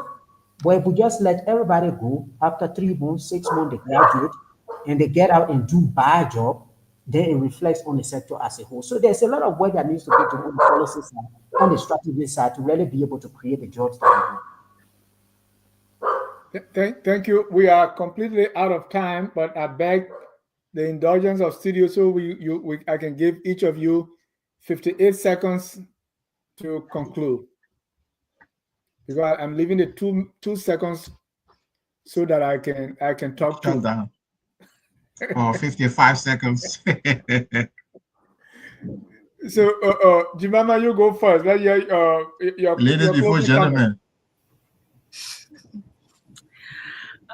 Okay, thank you, Dennis. Thank you to the panelists for. You started with Uncle Dennis, so now you go to Dennis. Yeah, that's it. Oh, but Dennis, you want an Uncle knee? Sorry, Go ahead, Jeremiah. Dennis, go ahead. I'm just kidding. Go ahead. My brother Whitmore and George and the Uncle Thomas as well. Thank you for the discussion. It's actually an honor being here because this kind of a topic is something that we should be flagging out on the day-to-day activities. So, like I said earlier before I started, I said, if a country will be recognized as one of the most influential in developmental era, it doesn't start with infrastructure. It starts with the development. It starts with the developmental of this, the capacity of the citizens. So, I want to believe that human capacity is more important than any infrastructure, because once you don't teach them how to take care of these things, no matter how you build it, they will still come and destroy it.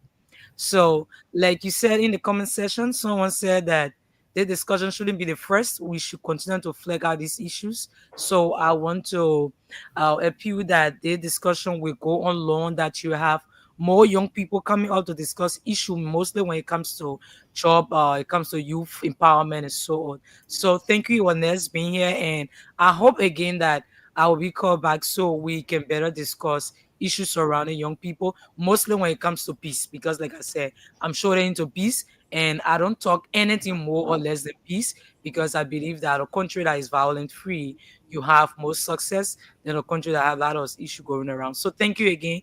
Jemima Sejutua. It's a pleasure to be here tonight. Thank you, everyone. Thank you. Kwanyene, you're closing. Yeah, so I just want to let the Liberian youthful population know that when it comes to employment, there are things that you can do yourself. You got data. Instead of using it for Facebook, go online and learn a free skill. It's a lot of those programs online. The other thing that you can do for yourself, which is probably free, is your vote. Do not give it to the politicians who have been wicked to you for time in time, or you know that they've been wicked to you. You're saying they've been wicked to you, but you continue to vote for them. Corrupt people, you continue to vote for them because maybe they give you $20 or they buy you a bag of rice or they give you a t-shirt, you vote for them. It is undermining your own future because a lot of what we are saying, the government's supposed to do this, the government's supposed to do this, the government's supposed to do this. But if you take the government and put it in the hands of foolish people, the government will never be able to do what they're supposed to do. So that's another key component of solving the problem. Okay? And then for the government itself, I tell you, I keep saying, keep track of the employment situation, the unemployment rate, break it down, study it, know what is causing it, where it is located, and then you will be able to solve the problem. Because without data, without information, you might be groping in the dark for solution when the data will help you define exactly what the unemployment situation is, pinpoint where it could be and how you can solve it. So accumulate the data, and then you'll be able to solve some of the problems. So thank you for the opportunity, and it's been nice. And whenever there is a UFO program and I can find the time, I'm going to show up. Thank you. Thank you. George, I'm talking about George Brownell, not George Goa in studio. Yes, the man put the car academy. Yeah, a lot of places to go and learn things for free. So, and I sent one university student because I have some e-books. You send them the e-books, they don't even open it. Right, yeah, academy. You know, they have a couple of them. Coursera, and another one. Several of them. They have so many of those. Josh, you're closing. Yeah, I just want to say we need to hold ourselves accountable. We need to be realistic when we talk about these things in the public space. And I guess my message is to the youth: take the opportunity to develop yourself on your own time. It doesn't necessarily have to be within a classroom. As we stated earlier, as Mr. Freeman also said, you can always use your phone to go ahead and find new things that you can learn and that you can apply. Also, stop being fans of corruption. I mean, one of my friends just reminded me I mean, we all have our favorite criminal over here, and I think people aspire to get put in positions just to steal.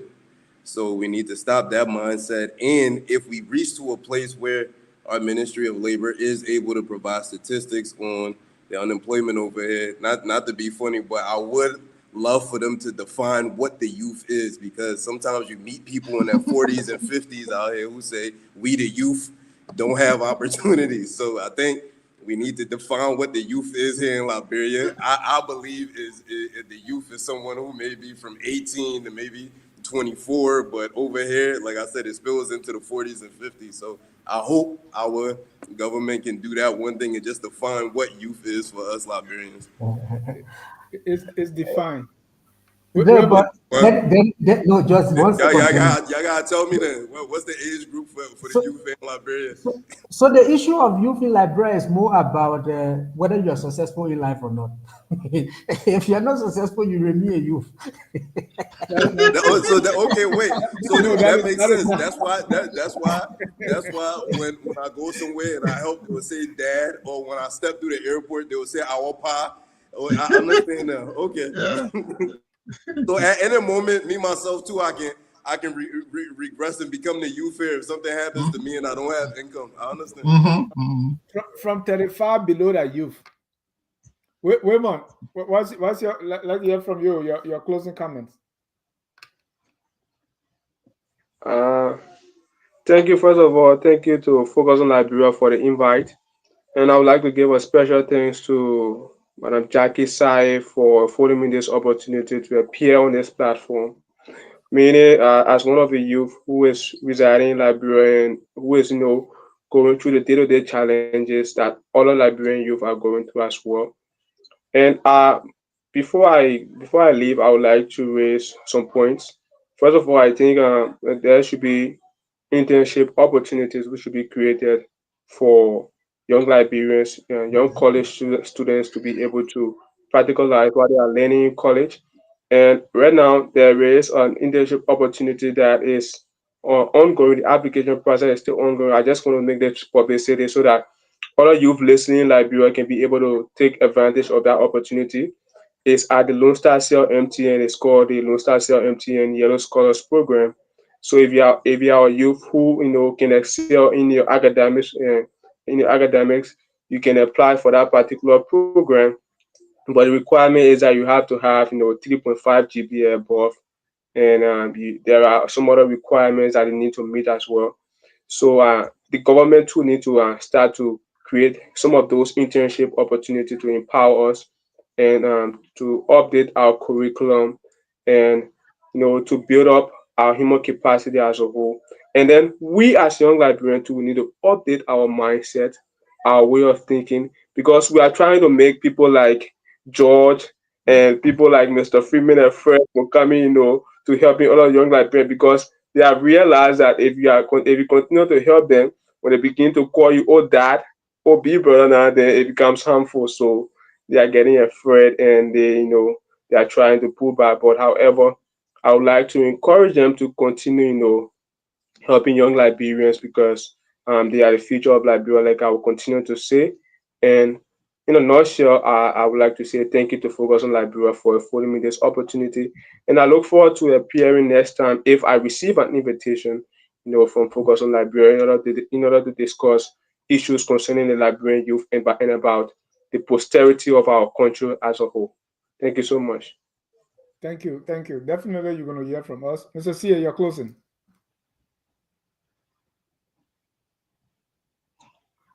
Dennis, thank you. We're talking solution. The solution, I continue to argue, starts with leadership. Leadership has been our problem, and I think everyone agrees.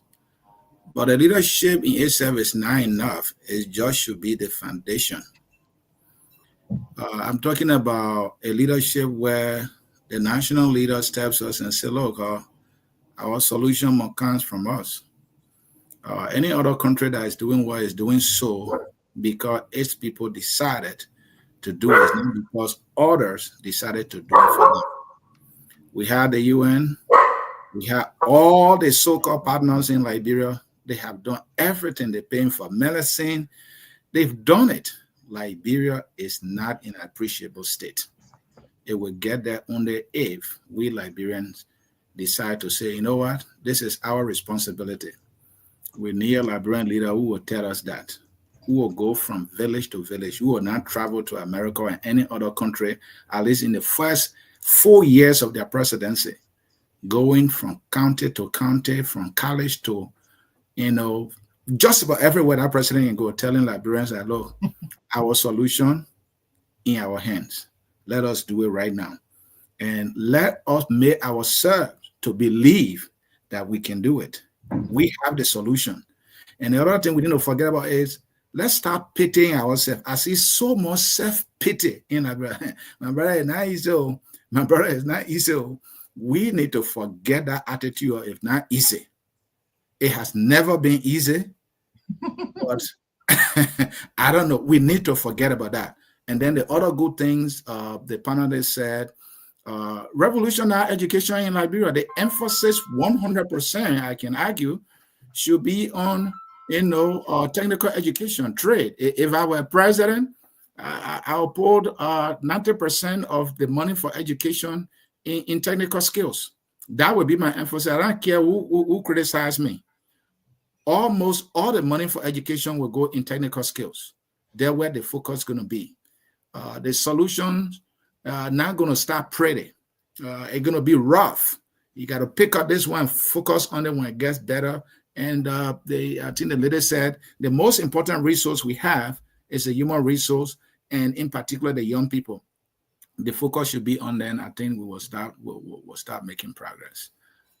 So politicians, the young people and the Liberian people continue to vote for them. I mean, that's a problem. Somebody open their mouth foolish and come from there, you vote for them, and you say you want change. That change that. You see, the man attitude has not changed. Nothing comes from the man mouth that resembles change. And then that's the person you vote for.